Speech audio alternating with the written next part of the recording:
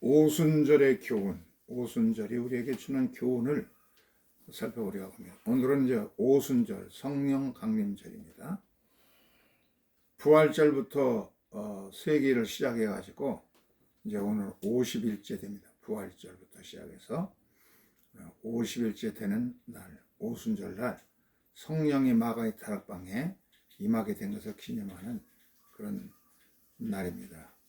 지난 주간의 큰 뉴스는 이재명 대통령으로 21대 대통령으로 당선되었다는 겁니다. 득표율이 49.42%. 1728만 7,513명이 표를 얻어가지고 당선이 되었는데 28만 이 출구조사에는 51.7%나 된다고 그랬는데 이게 대선 출구조사는 거의 잘 맞히는데 이번엔 조금 많이 틀렸다고 봅니다. 어떻든 많은 표차로다가 후회 한번 해봐. 몇 점? 뭐?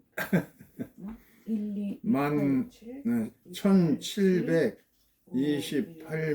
7,513표. 예, 이렇게 새로운 대통령이 되겠습니다. 오늘 성경에 보면은 사도행전에 읽은데 본문에 보면은 오순절이 되었는데 전부 120명 문도가 마가의 다락방에 모였는데 이 세찬 바람소리 같은 바람소리가 들리면서 불의 혀 같은 것이 나타나서 각 사람 머리 위에 뚝뚝 떨어졌습니다. 그래가지고 이 사람들이 전부 성령 충만 받아가지고 다른 방언으로 말하기 시작했어요. 알아들을 수 없는 외국어를, 배운 적이 없는 외국어를 능통하게 막 하는 겁니다. 방언의 은사가 임한 것입니다. 그래서 전부 방언 받아가지고 예언도 하고 또 방언으로 하고 통역도 하고 좋다고 지금 춤추고 야단났어요. 마가의 다락방에서 지금부터 2000년 전에 생긴 현상이었습니다. 그때에 이 유대인들이 전 세계에 흩어져 사는데 절기가 되면 3대 절기에 오순절, 그 전에 6월절, 오순절, 초막절 이런 3대 명절에는 흩어져 전 세계에 흩어져 사는 유대인들을 가리켜서 디아스포라라고 합니다. 디아스포라들이 전부 예루살렘에 모여듭니다. 그래서 각국에서 이렇게 경건한 유대인들이 모여들었습니다. 소리가 막 강한 세찬 바람 소리가 들리고 사람들이 왁작시거라고 이상한 말하고 그러니까 전부 이 디아스포들이 모여들어가지고 엄청난 인파들이 모여들었어요. 그래서 이 사람들이 갈릴리 사람들 이 마가의 다락방에서 성령 받아서 이상한 언어를 얘기하는데 그것을 자기가 태어난 각자 나라의 언어로 다 알아들었습니다. 뭐라고 얘기하는지 저는 못 알아듣는데 쌀쌀하는 그 예언의 은사로 말하는 것들을 알아들었는데 온 출신이 거기에 쭉 성경의 사도행전 2장 9절부터 11절이 나옵니다. 이 지도를 한번 보세요. 각국에서 이렇게 예루살렘 모여들었죠. 오순절을 맞이해서. 그래서 오른쪽에 보세요. 엘람에서 온 사람들, 메소포타미아에서 온 사람들, 바데에서 온 사람들, 메데에서 온 사람, 갑바도기아, 본도, 아시아, 또 밤빌리아에서 온 사람들, 또 이 오른쪽 제일 밑에 가서 아라비아에서 온 사람들, 또 이집트에서 온 사람들, 리비아, 쿠레네에서 온 사람들, 또 그레테에서 온 사람들, 섬이죠. 그리고 멀리 로마에서 온 사람들, 이 각국의 사람들이 와가지고 자기 본국어로다가 이거를 알아듣게 되었어요. 바벨론 때는 서로 알아듣지 못한 알아듣지 못했는데 이번엔 전부 말하는 사람들 한 사람인데 그것을 전부 자기 나라 말로 알아듣게 되는 역바벨론 현상이 생깁니다. 이 사람들이 이렇게 보이는데 2000년 전에 오순절날 생겼던 성령 충만한 사건입니다. 모두가 성령 충만 받아가지고 그냥 방언과 예언과 통역과 하나님을 찬양하는 역사가 생겼습니다. 이 오순절의 사건이 어떻게 우리에게 교훈을 주는지, 첫째는 말씀을 그들이 믿고 기다렸다. 사도행전 1장 4절에 보면은 5절까지 사도와 함께 모이사 그들에게 분부하여 이르시되 예루살렘을 떠나지 말고 내게서 들은 바 아버지께서 약속하신 것을 기다리라. 요한은 물로 세례를 베풀었으나 너희는 몇 날이 못되어 성령으로 세례를 받으리라. 아버지가 약속하신 보혜사 성령을 기다리라. 이렇게 말씀하시고 하늘로 훨훨 승천해 올라가셨어요. 그래서 그들이 전부 이제 120명이나 되는 사람들이 마가의 다락방에서 모이게 됩니다. 거기에는 이 여자들도 모였습니다. 이 여자들은 갈릴리에서부터 예수의 일행을 돕기 위해서 자기의 재산을 가지고 섬기는 그런 자들이었는데, 거기에는 7 귀신 들렸던 막달라 마리아도 있고 여러 사람들이 모여가지고 열심히 이제 기도하기 시작했습니다. 모여가지고 두 번째 특징은 기도에 힘썼다, 그렇게 말했습니다. 1장 14절에 120명이 열흘 동안이나 마음을 같이하여 오로지 기도에 힘썼다. 먹고 마시고 집에 가고 그런 것도 하지 않고 그냥 한 자리에 모여가지고 열흘 동안은 밤낮 기도해 보세요. 성령이 임하겠죠. 한국 교회도 특징이 기도입니다. 새벽 기도 열심히 하죠. 또 통성 기도, 영어로도 이 통성 기도를 통성 기도라고 이렇게 써요. 그 유명한 말들 많이 만들어서 철야 기도가 또 이제 한국밖에 없습니다. 철야 기도도 철야 기도라고 한국 3일 예배는 3일 예배는 다 어디나 모이고 금요철이야. 이렇게 사람들이 이제 모여가지고 열심히 이제 기도합니다. 뜨겁게 기도하니까 또 그 자리에는 여자들과 낯선 자들도 모였습니다. 마가복음 6장 3절에 보면 모친 마리아, 형제들 야고보와 요셉 뭐 이런 보세요. 7 귀신 들렸던 막달라 마리아, 그리고 헤롯의 청지기 구사의 아내 요한나, 또 수산나, 또 다른 여인들, 이 사람들 재산가였어요. 자기들이 재산을 가지고 예수의 일행들을 돕는 그런 자들이었습니다. 이들도 이제 모이고, 또 거기에 예수님 어머니 마리아도 모였습니다. 마리아. 이 마리아는 그 자기 이제 예수의 다른 형제들 집안 식구들과 함께 예수가 미쳤다, 어떻게 집안 안 돌보고 저렇게 그냥 날마다 쏘아다니냐고 예수를 잡으러 다녔던 마리아인데, 십자가에 달리고 부활하고 승천한 모습 보면서 이제 초대교회에 합류하게 됩니다. 마리아의 예수님의 형제들의 이름은 성경에 나와 있는데, 야고보, 요셉, 시몬, 유다, 이런 그 형제들도 모이고, 이 사람들은 예수의 제자들과 좀 낯선 사람들 아니야? 이런 낯선 사람들, 여자들 다 같이 모여가지고 저녁 기도에 힘썼습니다. 네 번째 특징은 그들 모두가 성령의 충만을 받았습니다. 내가 아버지께로 가면은 너에게는 큰 유익이 있다. 너에게 보혜사 성령이 너에게 함께해서 너희들이 참 전부 능력자가 될 것이다. 예언대로 그들이 성령 충만 받아가지고 다른 언어들, 배우지 못한 언어들이 그냥 막 수술 나오는 겁니다. 방언들이 쏟아지고 그걸 통역도 하고 예언도 하고 그런 성령 충만을 받았습니다. 성령을 받고 삶이 변화됩니다. 이 술꾼도 변해서 참 술을 끊을 수 있고, 그렇게 끊을 수 없던 도박하는 사람들 도박도 끊고 다 변화됩니다.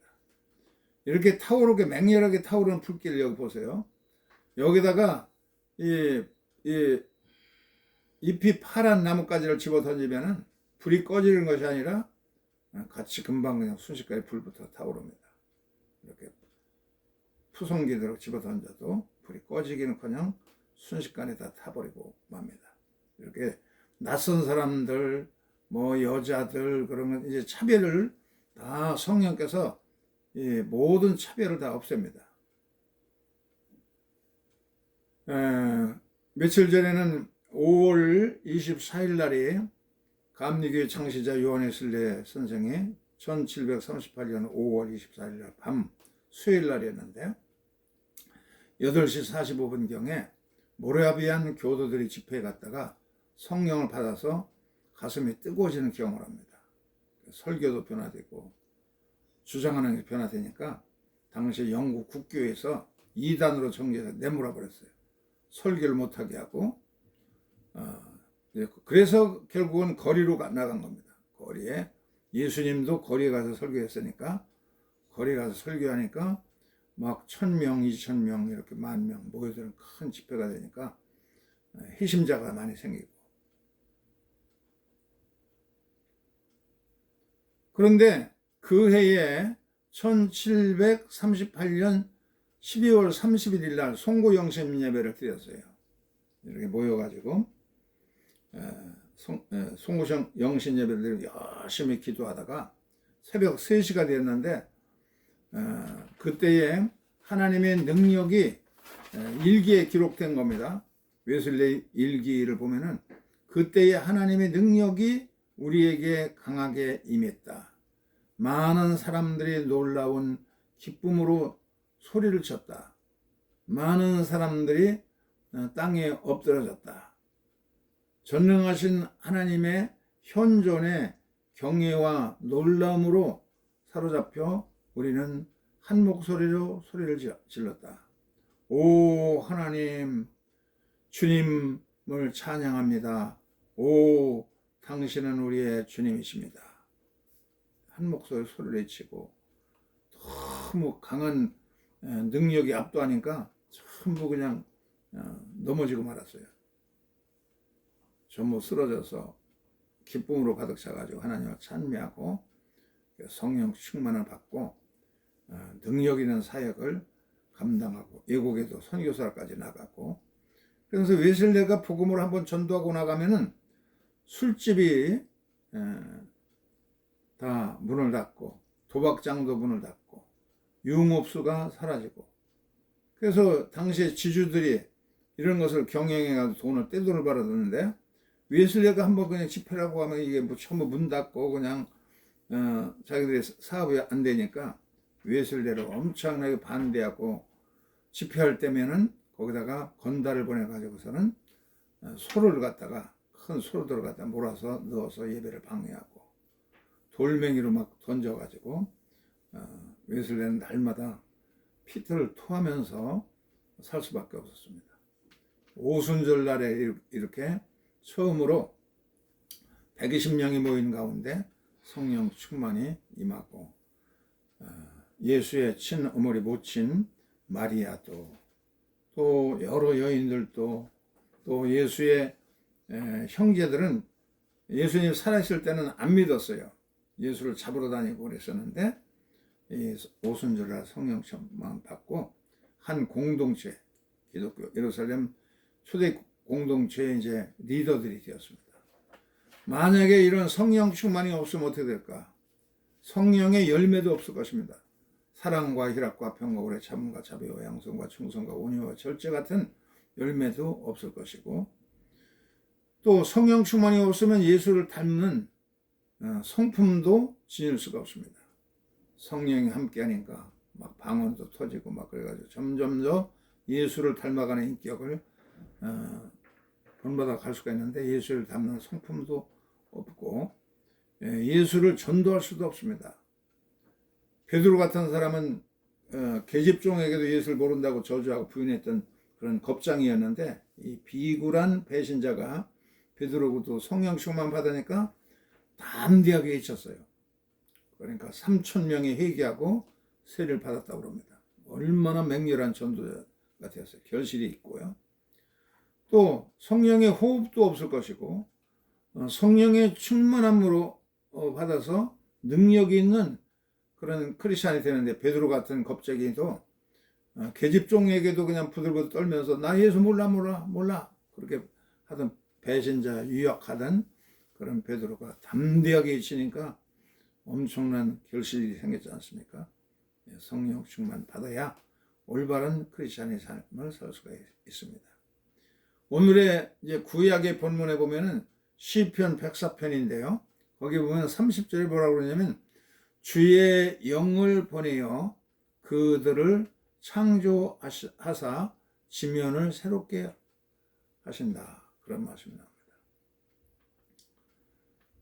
인간의 이 아집들, 이기주의, 독선, 이런 자본주의, 잘못된 폐역한 자본주의가 판을 치고 그러면은 이 환경들이 파괴됩니다. 수풀이 사라지고 그냥 도벌하고 남벌하고 착취하고 이 폐허 상태로 되는데, 그런데 성령이 임하면 푸른 다시 환경이 회복된다는 거 지난번에도 말씀드렸죠. 우리가 중학교 다닐 때에 그 당시에 산들 보면 여기 그림같이 이렇게 됐어요. 그림 같은 산이. 기차 타고 서울까지 쭉 오면 전부 그냥 뻘건 산들이었어요. 근데 당시에 이제 그 김준 장로라는 사람이 있었는데, 이 사람 새마을 운동을 창시한 사람이에요. 박정희 대통령과 함께.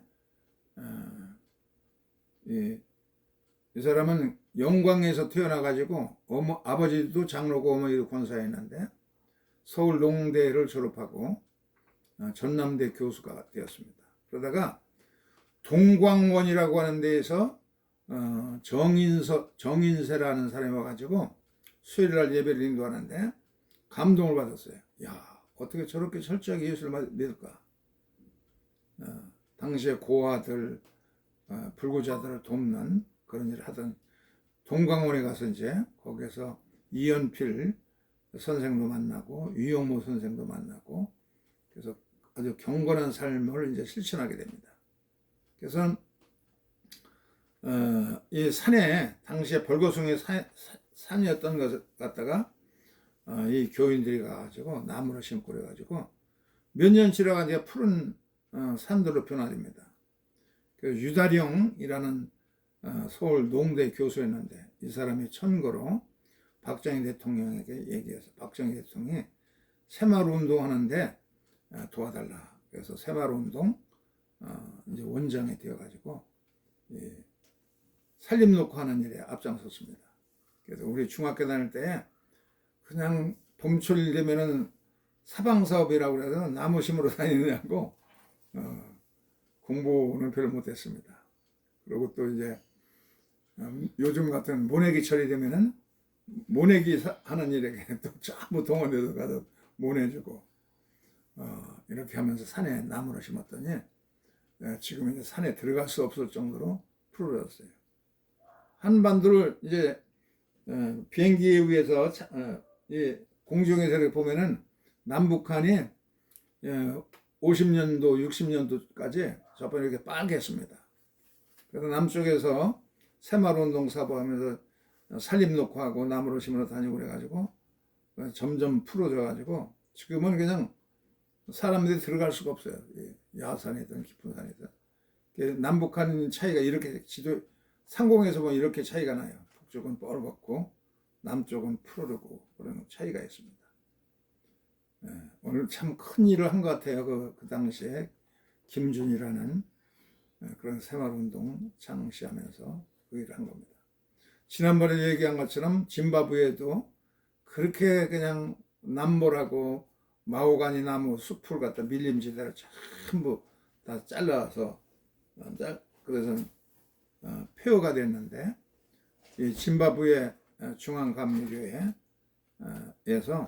온 교인들이 산에 나무를 심고 마블라라고 하는 과일나무를 심었습니다. 그래가지고 숲이 다시 들어오니까 벌나비가 오고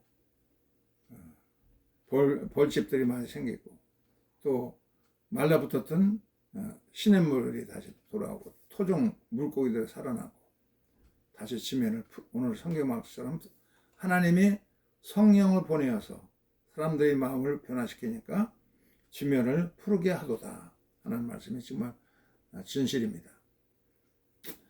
이제 대통령이 새롭게 취임하고 국민들이 요즘에 며칠 동안은 하늘이 늘 파랬어요. 오늘은 좀 구름이 꼈는데 그래서 좀 청량감을 주고 그랬는데 대통령 취임식도 안 하고 취임 선서만 했죠. 그러고선 바로 이제 국회에 청소하는 노동자들과 만나서 사진을 찍고 그리고 기염군을 막아섰던 방호직 의원들이 있다고 합니다. 이들과 같이 대화도 하고 사진도 찍고 그렇게 했습니다. 평상시에 정말 투명인간 취급하던 낮은 계층의 사람들과 대화하고 그러면서 새로운 시대를 열어가게 됐습니다. 이제 이와 같은 적극적인 노력, 이 어떤 기자가 그 이재명 당시 이제 후보일 때에 그렇게 물어봤어요. 저 안동 높은 산 꼭대기에서 살았는데 거기서 초등학교를 졸업하고 성남에 와서 사는데 중학교는 못 가고 너무 가난해가지고 중학교를 못 가고 어머니가 손을 잡고 공장까지 데려들었다는 거예요. 그때에 13세의 노동자, 소년 노동자 이재명을 지금 만난다고 그러면은 뭐라고 해주고 싶으냐, 무슨 말을 해주고 싶으냐 하고 물으니까 이재명 당시 후보가 그냥 꼭 안아주고 싶다 그렇게 하더라고요. 근데 그 얘기를 듣고 어떤 그 여의도의 문방구 하는 사장이 그 얘기에 감동을 받아가지고 그걸 동영상으로 만들었어요. 13세, 요 사진은 15세 때 사진인데를 이재명 후보가 이제 포옹해주는 그런 장면을 동영상으로 제작한 것을 봤습니다. 이거 문방구 하는 사람이? 여의도에서 문방구 하는 사장이 AI로다가 동영상을 사진을 이제 2개를 넣어가지고 동영상을 만들어가지고 사람들에게 많은 감동을 주었습니다. 그러면서 하는 소리가 뭐라고 해야 사실은 어머니가 더 마음이 아팠을 것이다. 어머니의 심정을 가지고 대통령직을 감당하겠다 하고 말하는 걸 들었어요. 이렇게 해서 이 투표 결과를 이 사진으로 지도를 보면은 이 사진은 그 윤석열 대통령이 당선되던 때의 득표율입니다. 여기 보면 특별하게 이제 이 오른쪽에 강원도와 그 영남권이 전부 빨갛고 충청도가 충청남북도가 빨갛고 가운데 세종시만 이제 파랗고 그런데요. 서울도 빨갛고. 보면 김문수가 더 많은 것 같아 보면. 그리고 요건 이제 지난번 이번 선거인데 선거에서 보면은 충청도, 충청남도, 북도가 전부 파란색이고 그리고 이 경상남도의 그 해안가 진해라든지 무슨 이런데 밀양이라든지 부울경 지대는 색깔이 좀 빨간 색깔이 아니잖아요. 여기에서 많이 이제 표를 많이 얻었고 충청도, 충청남도, 충청북도가 전부 이제 파란색이 되었고 이 민주당 그 국회의원들이 그냥 뭐 골목 유세단을 만들어 가지고 그냥 뭐 시골 구석까지 전부 다니면서 귀담아 듣고 그랬다고 그래요. 그렇게 노력한 결과 많은 결실을 얻었다고 봅니다.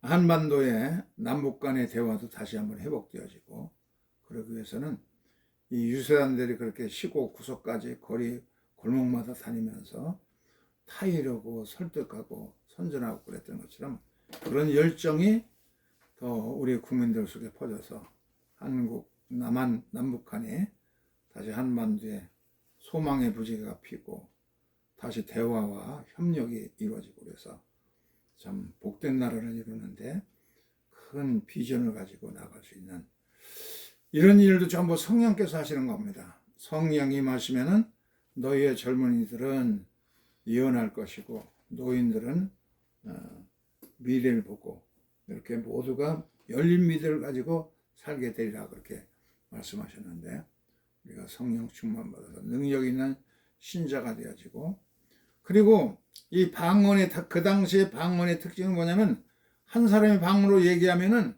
뭐 로마에서 온 사람들 무슨 아라비아에서 온 사람 메소포타미아 온 사람들 뭐 리비아 이집트에서 온 사람들이 전부 타인의 말을 알아들어서 소통이 됐다는 거예요.